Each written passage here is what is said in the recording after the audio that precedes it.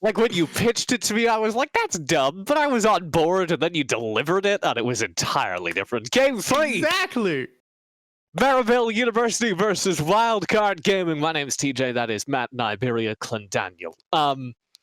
We have seen, I think, a polar opposite Luke across two games. Game number 1, Luke, kind of rough. Stuck at home on Valentine's Day. Game number 2, Luke, also maybe home on Valentine's Day because he's quarantining, being responsible. Yeah. But absolutely killing it in his esports game. Pops off early on, Kaisa carries the mid-late game, and Maryville were playing to that condition during Game 1. They shut that down. Game 2, they weren't able to, and I think Wildcard really reaps the benefits. I want to see them fully invest in that come Game 3. Yeah, I think Wildcard really showed their stuff that game. Yeah, closing it out was a little bit slow, but you know what? We're going to give it to them because they got there in the end. They got Luke fed, and they played off of that really well. I think the Xerath pick kind of felt like a wash to me. Like, it worked, but was it better than any other pick? I'm not sure. It was better than... Look, he couldn't draft Syndra?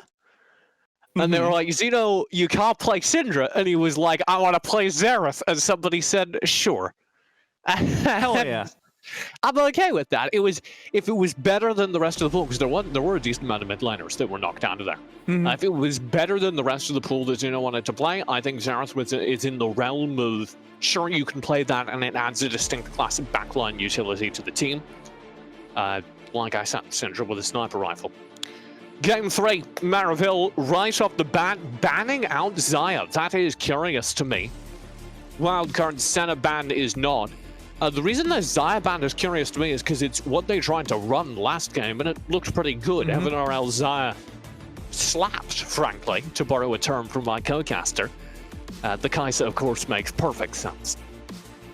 Yeah, I mean, they're going back literally to Game 1 bans, the last time they were on blue side. So they're clearly coming into this with a very specific vision of how their pick ban is going to go and following through on that. Sure, it makes sense. Take away carries from Team Luke. But I would like to see a little bit more adaptation in the ban. Yeah, I think it does bode well for Maryville that they are devoting this many resources towards the bottom lane in draft, because that is where we want to see them devote resources in-game in our summary. I think we also ought to pay attention to the jungle, because the other major difference between Game 1 and 2, and yes, you know, it is a Rube Goldberg machine, but one of the major differences is that Panda looked much better in Game 2. Wildcard put him on Hecarim, and he was able to get off the ground running. So, in contrast to that kind of disastrous Mundo game, you know, he found that opening kill at like 2 minutes. And that does sure make it real easy to then boost your bot lane ahead. That does give you resources to spend on your AD carry. So, supplementally, I also want to highlight where we go in the jungle here. Wildcard do ban away an Udyr in that direction. The other bans are pretty common and straightforward. Seraphine and Rel kind of perma-bans at this point. I like the Talia pick up there from Maryville. Going to give Odd Orange a really good early game jungler to be able to do a lot of stuff with. I will note, last game, staying true to Maryville's performance recently, once they get behind an early game, they do tend to struggle to come back. I think that's something Wildcard could exploit here. They also did great in the later stages of the game, but if you can just find a blowout early game like you did last game, but I don't think you can get 2 kills at level 1 again. I think it would do great for them. I also think the Twisted Fate's a really good pickup, just for those roams, and to deny it as well from Maryville. Hashtag stack the deck. Wildcard, gotta see ya. Yeah, I do think it's good for Xena to have that. It applies a little bit more roam pressure, and it gives them a secondary roaming option to support that bot lane. If we get Quacker the Shen again, which I think is a possibility, then you have a double TP threat towards bot lane to boost up Team Luke, which I think should be the way Wildcard are playing. They should be playing towards that bot lane win condition. We do get Olaf second draft for Wildcard in the jungle. I really like Olaf, especially into Talia, because you just have so much better of an early game. You can be so much more aggressive and rise. So this isn't crazy out of meta. This is being played, I saw it in Academy, in the mid lane.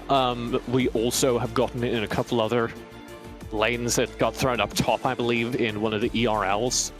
So this isn't like crazy, but it certainly is in the same category as maybe Xerath, where it shows something you can play, it shows something you're seeing in solo queue, and occasionally breaking into the competitive meta, but it's not common.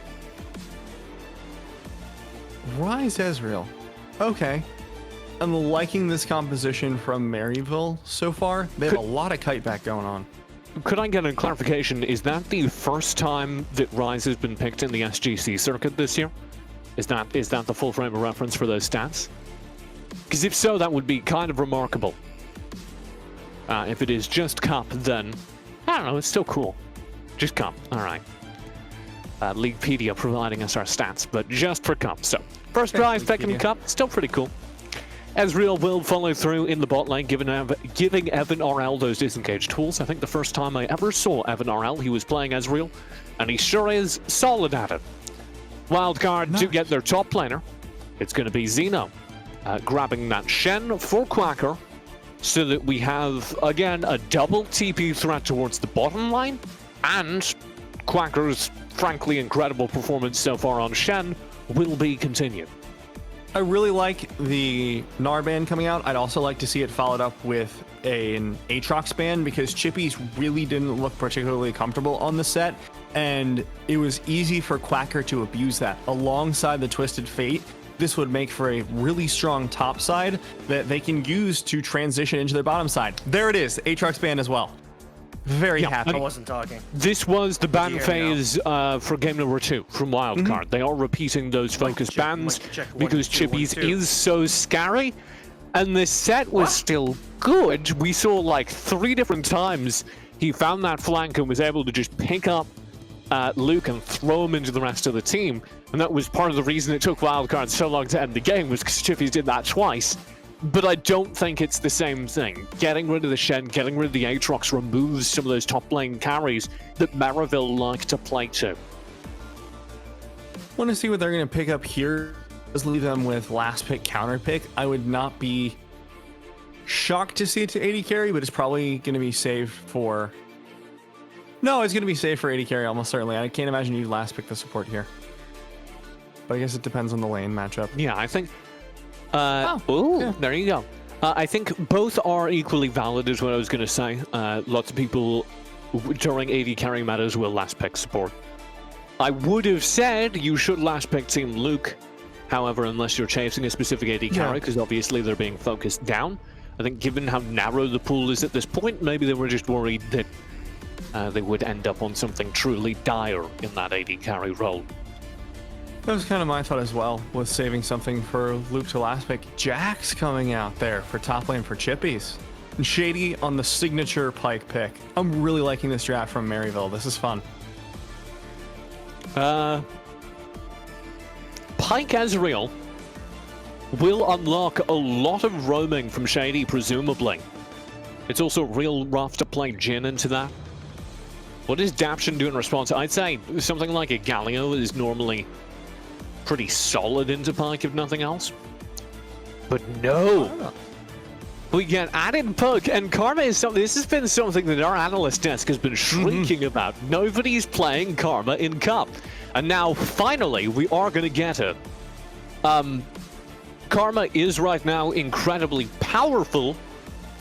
We will see if it works into this composition, because what I'm already looking at is a ton of really good burst damage onto frontliners, and I don't think Wildcard have a tank that can eat it up. It's going to be Olaf and Shen trying to draw that focus. Now, if Quacker gets out as far ahead as he is previously, that would be easy, but it is versus a Jax in that top lane, so I don't think it's going to be quite so simple. Playoff implications on the line here. Oh, yeah. Whoever loses here does not make it into the playoffs of Challengers Uprising. So final game of the series, Maryville versus Wildcard. Winners' playoff dreams stay alive. Huge playoff implications. Huge implications for either team, given the late phase in the SGC season. 30 seconds until minions spawn. Maryville draft a composition that allows them to roam, enables them to play through this Jax in the top side, get them fed. Welcome to Karma Esports. Hell yeah, Daption. Get it. Wildcard are still relying on developing their AD carry. If Luke gets out ahead, they're going to have Insane Burst, which works particularly well against this squishy Maryville lineup. But I'm a little worried they won't have the tools to defend against the amount of burst that Maryville are bringing to bear. I think they have decent kiteback, though, with the Karma. Allows a lot of mobility in team fights, and I think Karma Olaf is a admittedly worse version of Olaf Yuumi.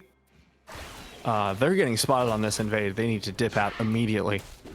Wolf from the side, Xeno behind that, so not going to full commit. They're not going to dip out either.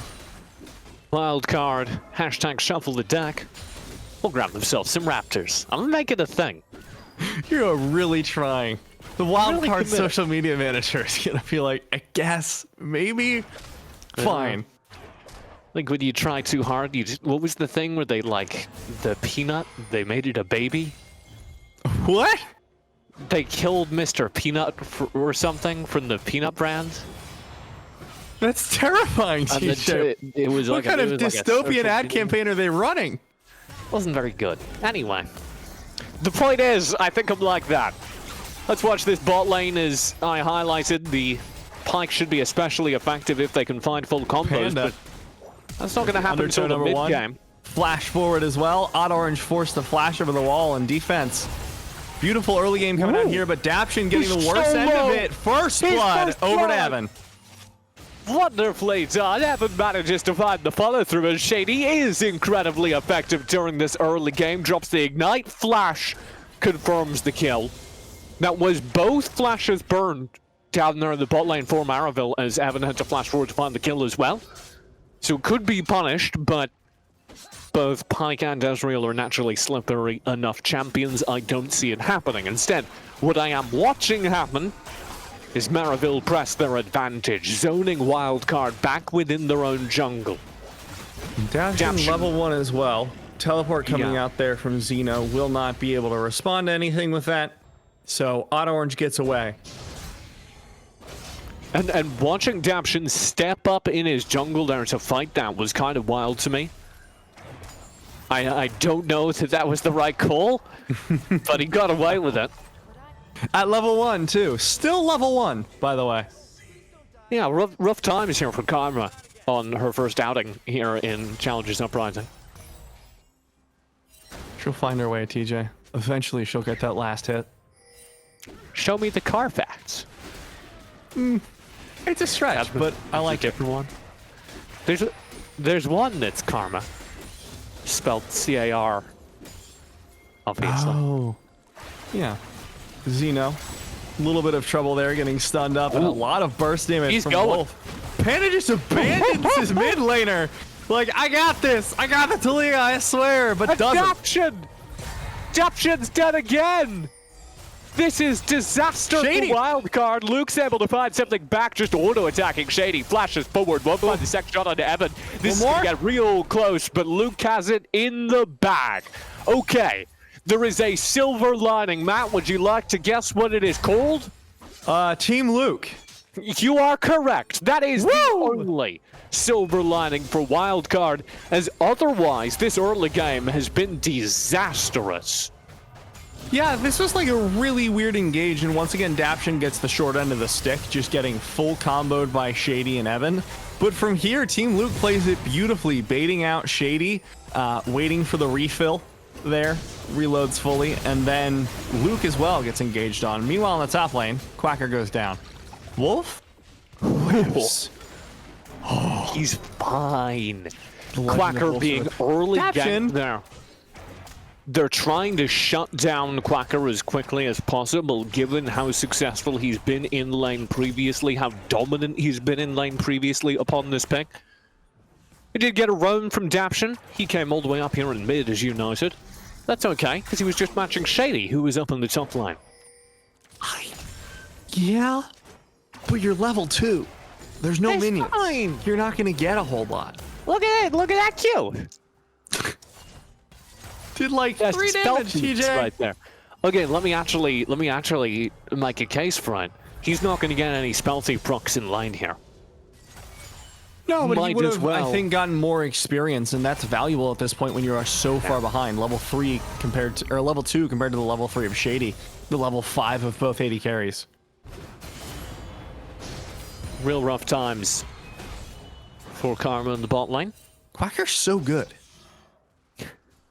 He sure is winning those trades. Just ban the Shen. I feel like this series would have been over a lot faster if someone had just banned the Shen. I mean, Shen's rather an embarrassing champion to have to ban, though. It is. I think that's what it comes down to. You don't want to waste a ban on Shen. I haven't seen Quacker on a whole lot else, I'm going to be honest, so maybe he's just maybe as good on he's everything, but the flexible. amount of lanes he is dominating with this champion into Chippies, who is supposed to be a carry for Maryville, but as of yet has yet to show that this series. I don't know. Maybe pick a counter to Shen. I would also like to address, even though there have been a couple of kills against it, Panda's jungle dominance. They've been relentlessly invading. Currently have a massive CS and buff lead over Odd Orange. That will continue here. And we're hitting the point of the game where you're going to see double roam available from ultis. Quacker has Stands United, Xeno has their Destiny, so you can have simultaneous TPs. Any fight can become 2 players stronger. Quacker able to find beautiful taunt timing as well, but Odd Orange up in the top lane as well. Quacker will fall eventually here. Key barrier, not going to be enough to keep him up. Odd Orange says, I can't have my own buff, so I'll farm Quacker instead. I think it is worth noting that this Jax is the best answer to Shen they've had so far for Maryville, because once Jax gets that level 6, starts split pushing, suddenly Quacker will have to make the choice. Okay, do I spend the Stand United to be with my team, or do I have to stay here on wave clear duty and deal with the Jax split push? Yeah, there is going to be a firm cost associated with Quacker backing every single time, and that was something that Maryville were missing during game number 1. Or 2, rather. And 1, to Who be fair. cares if you leave this set? What's he gonna do? Yeah. Punch a minion? Sure does do that. Gives Looks him good while concussions. doing it. Looks dangerously hot, man. That's the tagline. It's for their Valentine's marketing. Day, and I'm thirsty for set. That's also the marketing tagline for set, actually. Sure. You've landed on both of them. Wolf in the mid lane will be shoving forward to threaten this turret, and the reason it's possible is because Xeno and Panda were poking up towards the top side, trying to draw a little bit of pressure off of Quacker. And this is sort of the worst case scenario for this composition, I'd say. I want to see this change within the next 2 levels, because you have double global composition and you have used those ultimates a grand total of 0 times to successfully affect the map. And Luke is the only one on this team who is even close to being a carry potential for this game. Yeah, this is when those global ults are supposed to be at the most effective point as well, right? When everyone's still kind of tied to their laning phase, you can get player advantages with good TPs. And as you correctly point out, we have not seen anything of the sort. Find me some dives, man. Just get spicy. I need some. Wildcard, There it is. Stands United, Wildcard, going for the play, finding the taunt and the kill. Evan will be down. Here comes the curtain call. Shady burns the flash, stays alive, gets shut down regardless. And there is also a Destiny. Mid lane, Wolf's in trouble. Gold card, Xeno serves him the papers. Here's the Weaver's Wall. over the side. Panda gonna be able to pick this one up, and now Odd Orange in a bit of trouble now. Has to run away, has the rock surfing move speed to help get out there, and it looks like we'll just escape scot-free. So Wildcard across the map put together several good plays and take the gold lead. Panda's going to go right back to stealing away jungle. Shady might be finding something here. I don't think they know how outnumbered they're about to be though. Here's the Rift Herald. So this is why all this was possible. Odd Orange was not relevant to that fight because he was getting Rift Herald. They will summon that in the top side now and try and take the turret. Xeno comes in with the Destiny, tries to find the stun onto Odd Orange. Succeeds, but a little too far out of range for Quacker to do anything about it as Shady rotates up to the top side. Zeno will be in trouble. Odd Orange for big damage. Daption here as well. And they just have to back away. Nothing can be found by Maryville, despite them investing in that Rift Herald when the time comes to use it. They don't get a whole lot. And that means this gold lead has completely evaporated. Wildcard are bringing this game even after a kind of rough early game. Daption has recovered pretty beautifully. No more deaths. Coming back into it. Team Luke still doing fantastically in lane. Up 20 CS as well. Shady, you don't win that 1v1, Chief. I know Wolf's there behind you, but he gonna take some time to get up there. And in the meantime, first turret eventually will come through in that bot lane because nobody's contesting him. So Luke's just gonna walk up. Short arms, Shady! You're not gonna land that hook! Nerd! Quacker's here. Quacker's just looking in. He's got binoculars. He's trying to shove the nerds into lockers, but none to be found. They use cubbies instead. Cubby's spending the day somewhere else. I was really delighted by that. Cubby is like, I'm busy today. And I was like, I bet you are, Cubby. Daption and Panda will start this fight for Wildcard around the Drake. And they will successfully secure it. That's going to be the second Drake of the game over the Wildcard. Second Drake of the game and Wildcard looking beautiful as I am forced into my dumb laugh by TJ's dumb joke. So everything's turning up Wildcard and turning down me. I mean, that's just what I do when we get ready to cast. Turn up Wildcard, turn down Matt. Quacker doing great in this 1v1 still. Chippies will find the stun with the Counter-Strike, and this matchup is starting to head in a Jaxward direction, if I had to qualify it. Ready, set, go card! Oh, it's on to Shady. That wasn't, it's fine. CC stun will kind of slow down Shady. Chippies has to burn flash. But that's not what Wildcard wanted. No, a lot of split focus there from Wildcard, and I think that was what really did him in.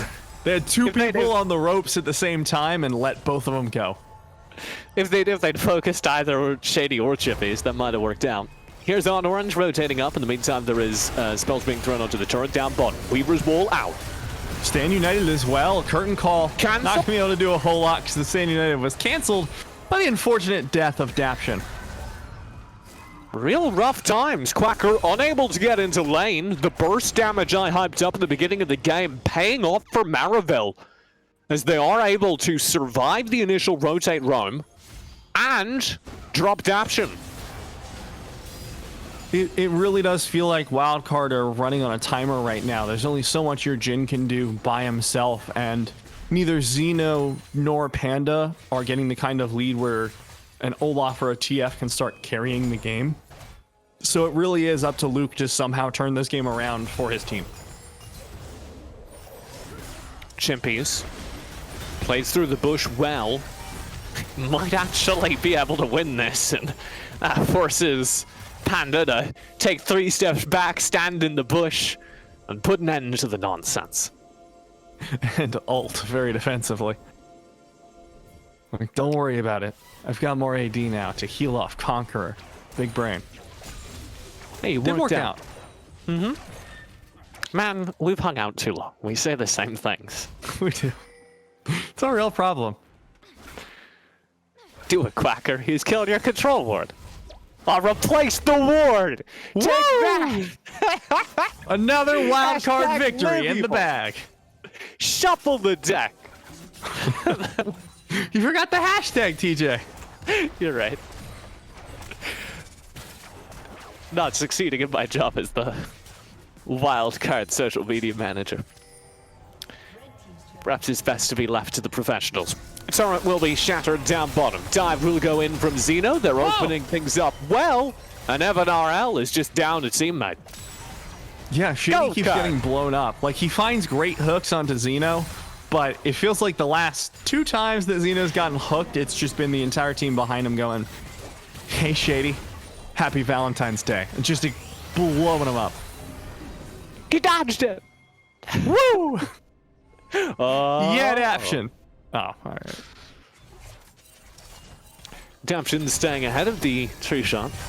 It's a good time for Adaption, who is otherwise not picking up very many wins. It's been a kind of sad game for Karma.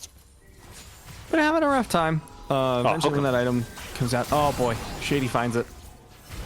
Doesn't find the follow-up stun though, so rather worthless. Chippies in the meantime will find a turret. We'll see if there's anything more to be found here though. Looking for the stun card. Ooh! Counter-Strike timing by Chippies, of course. Weaver's Wall comes out as well. And the wave. Maryville in the chase. Roam. This gets so scary. Ragnarok will be popped. He's just dead. Goodbye, Panda. No wonder they're endangered. Here's the chase. Chippies for the front lines. Xeno will just back away. Daption there. Zones off the pressure. Maryville find a turret, find a kill on the top side. And they're feeling real good about it. Chippies looks really good this game. This is the first game where everyone had been talking up Chippies to me and I had not seen it. I looked at their 2 previous series in Cup and I was just like, I don't see what you're talking about here. But I think this game especially, Chippies is starting to pull out ahead way harder than the previous games and showing why he's a strong top laner. Yeah, this has been a very, very good performance. If you weren't impressed by the roam dominance from the Gnar, here is Chippies pulling out the jacks to show they can win lane duels as well. Did you see Xeno just walk into range where they got the little watermarks below their feet and just do a 180? Oh my lord! Curtain Luke call does a as lot well. of damage. Oh!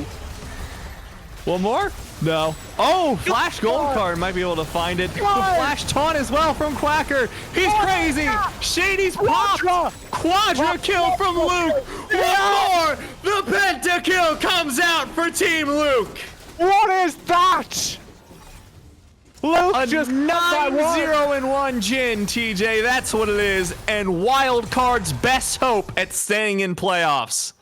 Step by step, they managed to put together kill after kill in the mid lane. As for some reason, Maryville present low HP member after low HP member. And yeah, earn that, I guess. Hell of a recall animation. But watch this. This is real weird. So Chippy steps up to the front lines, and Luke just spots the opportunity. There's a straggler around the side, finds one. Curtain Call shuts down Chippies. They've blown their cooldowns and gets a tag. And then you got this Flash Gold card from Xeno, which initially seems insane, but Quacker wins those. So he dives in, finds the follow through. Destiny splits the fight, forces him to swerve closer to Luke, who just cleans up the last 2. Luke's really good at Jin, guys. I don't know if you were aware. This is not even Dark Harvest Jin. Those executes are just raw AD, raw power from Luke. That was free just after like, this on Valentine's Day. that was just in, like that wasn't even a coordinated team fight. That wasn't a whole lot of low HP members standing in front of Luke. That was just a wild card seeing angle after angle and saying we win these. Quackers with the turret dive taunt? Like what is that? Xeno looking for the gold card now United. as the Stand United comes out. We'll be able to save him. Luke sees another Luke angle. Every angle's a Luke angle. Destiny. TJ, that's the key. Wolves down. Luke with the gold card. There That it is is. going to be an easy double kill. The Luke angles continue, 360 degrees of them. The full Luke circle has come out. Now, just in time for Baron, TJ. How convenient is that? They may lose an inhib turret for this, though, if they leave Chippies to keep going for a little bit longer. Wildcard. Well, I think we'll take that trade. And they won't even have to. They send Quacker back. TP will come in from the bot side. This is going to be Chippies to try and contest. And of course it's Jin, despite Luke being real good. That's sketchy enough as a Baron take that they opt to back away from it. Jin TF, you know. Things aren't great. Well, you can't risk Luke getting shut down at this point, too, because he really is your, like, sole win condition. 11-0-1 out of your 14 kills. So nobody else can really contribute positively damage-wise, and if you risk losing Luke, that risks losing the Baron as well. Matt, I did not realize that Luke had all but 3 of his team's kills. Yeah. They're doing real good, TJ. Rather insane. I wonder how much of that 37.5k gold is on Luke. Most of it, obviously, but 30k. That's no. Well, he was the only winning lane, right? Remember when we observed that? We were like, "Damn, he's the only lane that's winning." Oh, it is 12k. 12k of their money is Luke's. He's more than top and support combined. Hell yeah. Jeff Bezos over here. That's not fair. He didn't exploit anyone for that. I guess the health bars of Maryville. Matt. I watched that bot lane. Yeah. Exploited the hell out of Maryville's health bars throughout the game, I suppose. It's kind of insane that Daption got shut down so badly, right? And one of those deaths was a positive trade for Luke. 2 of them, actually, were trading in for Luke, so credit to him. But also, Daption kind of just had a rough time. Yeah. So, despite that, Luke, let's watch this turret damage, is just chunking. It really felt like Luke was in a 1v2 for the first, like, 5 minutes of the game, because Daption got killed, I think, like, twice in a row, was level 1 while everyone else was level 3 or 4. And it just left Luke in this really bad laning position, but even out of that rough start, Luke has just been dominating. Curtain Call, Destiny as well to set up for it. It's a shame there's nobody inside the Curtain Call. I can see everyone, and none of them are in range. And now they got a TP back. Oh, we can't! Xeno barely gets there in time. Gold card to try and stall things up. Still a little scared of Chippies, I think. But we'll have them on the run. Oh, beautiful! Luke! Nasty! Chippy still gets a return kill. Might find 2. Luke! Alvarado! He finds the shutdown. Okay, and that opens things up, though, because Luke is not here. Evan RL is, Odd Orange is, Shady is. Maybe they can find something more in this exchange, having lost Wolf, though. Doesn't feel like Maryville's fight, so they're going to be backing away. At least till that hook's found. Then they just get the assassination. Jungler gone. Panda will not be with us as the Infernal Drake is up, as the Baron is up. Luke's just soloing it and has just gotten Infernal Soul for Wildcard. This is the win condition we have wanted them to play through for this entire series. This is what their success depends on. Luke getting ahead in lane and carrying the game from here. With an Infernal Soul in his pocket and 12-0-1 on the scoreboard, Wildcard have hit their win condition. Now they've just got to close it out. I'm still cracking up over the Xeno decision to challenge Chippies to a game of Gwent at point-blank range. Really didn't work great. No, it did not. It was not. I don't know enough about Gwent to make a relevant Gwent joke, but imagine I said he played a bad card. Yeah, okay. Good call. Thanks, CJ. Destiny was spent. Xeno does it again. Xeno lived! Woo! And Luke just one-shot Shady.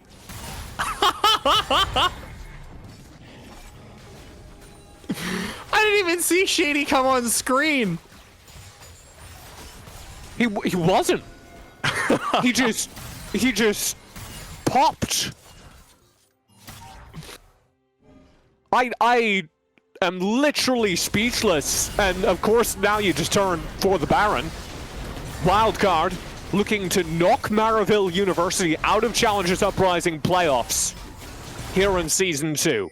Split lane is ongoing. There is a shove past the inhibitors from Chippies and Odd Orange. Xeno for the chase. Oh my God. Big damage. Huge gold card.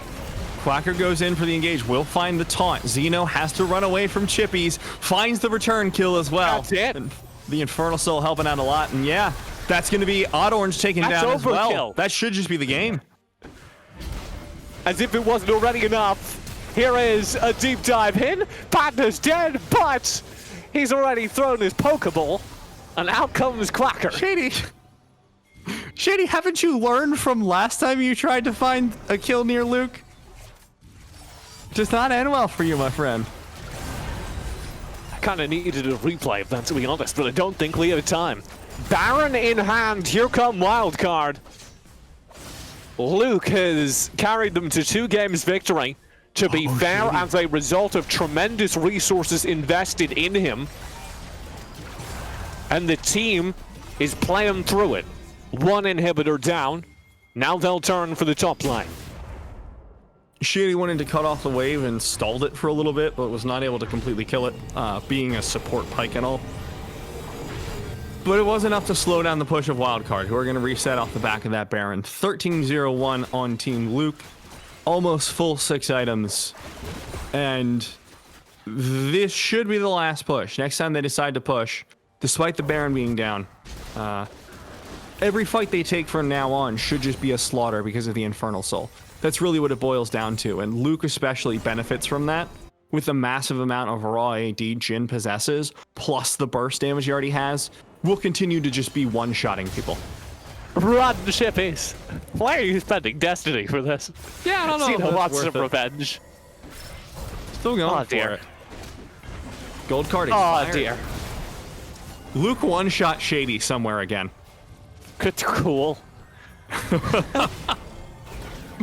Wildcard now pushing into the base with the bot lane alone. The flash kill comes out from Team Luke.